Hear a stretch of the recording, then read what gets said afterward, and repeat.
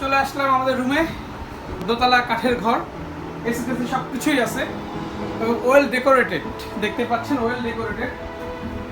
তো আসলে এই টাইপের ঘরগুলো আমরা বেসিক্যালি দেখি হচ্ছে শরীয়তপুর, তারপরে ওই মাদারীপুর, ওই অঞ্চলের কাটিংয়ের ঘর। ওইখানে এই ঘরগুলো সেল হয়, খুলে খুলে যে কোনো জায়গায় এগুলো বানানো যায়। বাংলাদেশের যে কোনো প্রান্তে এই ঘরগুলো যে সেটিং করা যায়, এটা সেই টাইপের ঘর।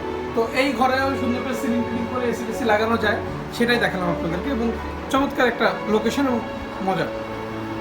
তো এখান থেকে বিদায় যাচ্ছি, আমরা চলে যাবো কুয়াকাটা একদম সমুদ্র সৈকতে।